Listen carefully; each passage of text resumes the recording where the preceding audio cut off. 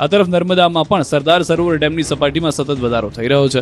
છેલ્લા 24 કલાકમાં ડેમની સપાટીમાં 67 સેન્ટીમીટરનો વધારો નોંધાયો છે। હાલ ડેમની સપાટી 134.49 મીટરે પહોંચી છે। સરદાર સરોવર ડેમની મહત્તમ સપાટી 138.68 મીટર છે।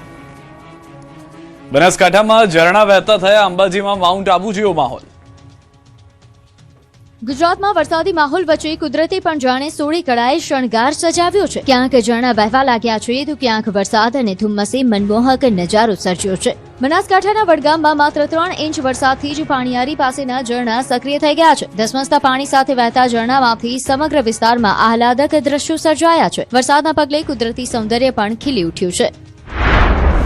તો રાજકોટના જેતપુરમાં શ્રાવણના પ્રથમ દિવસે લાંબા વિરામ બાદ મેઘરાજાનું આગમન થયું છે। સવારથી વાદળછાયા વાતાવરણ બાદ બપોરે ધીમી ધારે વરસાદ વરસ્યો હતો। નવાગઢ, તીનબત્તી ચોક, ધોરાજી રોડ, ફુલવાડી, મોટા ચોક, સ્ટેન્ડ ચોક અને એમજી રોડ સહિતના વિસ્તારોમાં વરસાદ નોંધાયો। બીજી તરફ અંબાજી દાંતા પંથકમાં વરસાદ સાથે ધુમ્મસભર્યું વાતાવરણ છવાયું છે। અંબાજી દાંતા માર્ગ પર અરવલ્લીની ડુંગરમાળાઓ જાણે વાદળો સાથે સંતા કુકડી રમતી હોય તેવા મનમોહક દ્રશ્યો જોવા મળ્યા। ત્રિશુલિયા ઘાટના ડુંગરો પણ ધુમ્મસ અને વાદળોથી ઢંકાઈ જતા માઉન્ટ આબુ જેવો માહોલ સર્જાયો હતો। જોકે ધુમ્મસના કારણે વિઝિબિલિટી ઘટતા વાહન ચાલકોએ દિવસે પણ વાહનોની લાઇટ ચાલુ રાખવી પડી હતી। અમદાવાદમાં વધુ એક પરિણીતા, સાબરમતીમાં સમાય યુવતીની આત્મહત્યા, પતિ પર ગંભીર આરોપ। मुझे मेरे रूह को तो मारी थी और आज मैं अपने शरीर को भी मारी हूँ। मैं अपने माई से मारी हूँ। अम्मी अपना ख्याल रखना। આ શબ્દો છે અમદાવાદની એક યુવતીના, જેણે સાબરમતી નદીમાં ઝંપલાવી પોતાનું જીવન ટૂંકાવી દીધું। યુવતી આત્મહત્યા પહેલા એક વિડીયો બનાવ્યો, જેમાં તે તેના પતિ પર ગંભીર આરોપ લગાવી રહી છે। યુવતી તેના પતિને કહી રહી છે કે આવું થોડું હોય યાર, તું મારા માટે ગમે તે કરવા તૈયાર હતી, તારા પગમાં પડી, તારા માટે બધું કર્યું, છતાં તે મને ડિવોર્સ આપી દીધા। मैं उनके बिना नहीं रह सकती। आज 7 दिन हो गए, मैंने उनसे बहुत माफ़ी मांगी, हर कुछ मैंने किया। मतलब भाई तू मुझे माफ़ कर दे, तू जो बोलेगा मैं वो करने तैयार हो के पैरों में भी मैं गिर जाऊंगी, वो कर लूँगी। मैंने उसको एक पल मेरे पे दया नहीं आई। उसने वही बोला कि नहीं, मुझे नहीं अपनानी, तुझे नहीं अपनानी। ऐसा थोड़ी होता है यार। સમગ્ર મામલે સાબરમતી રિવરફ્રન્ટ વેસ્ટ પોલીસે યુવતીના પતિ વિરુદ્ધ આત્મહત્યા અને દુષ્પ્રેરણાનો ગુનો દાખલ કર્યો છે અને વધુ તપાસ શરૂ કરી છે।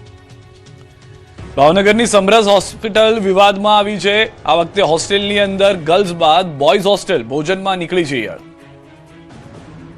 ભાવનગરની સમરસ હોસ્ટેલ જાણે વિવાદનો પર્યાય બની ગઈ છે। હજુ મંગળવારે આટલો વિરોધ થવા છતાં તંત્ર સુધર્યું નથી। એક દિવસ બાદ ફરી ભોજનમાંથી જ વાત મળી છે। હવે સરકારી સમરસ બોયઝ હોસ્ટેલની બેદરકારીથી વિદ્યાર્થીઓમાં રોષ ફેલાયો છે। આરોપ છે કે આ વખતે બોયઝ હોસ્ટેલમાં પીરસાયેલા ભોજનમાંથી ઈયળ નીકળી છે। વિદ્યાર્થીઓએ સવારના નાસ્તામાં મરેલી ગરોળી તેમજ ભોજનમાં જીવાતો નીકળી હોવાનો ગંભીર આરોપ લગાવ્યો છે। બીજી તરફ વિદ્યાર્થીઓના આરોગ્ય સાથે ચેડા થતા હોવાનો આક્ષેપ મુદ્દે એબીવીપીએ હોસ્ટેલના સંચાલકો સામે વિરોધ નોંધાવ્યો હતો। નાસ્તામાં સવારમાં આખી ગરોળી નીકળી અને અત્યારે અમે બપોરે જમવા ગયા તો મગમાં કીડો નીકળ્યો અને દાળમાં ઈયળ નીકળી અને તો અમે સરને કીધું કે સર આ નીકળી, તો સરે શું કીધું એમ કે જે છે એ તો જમો એમ કે।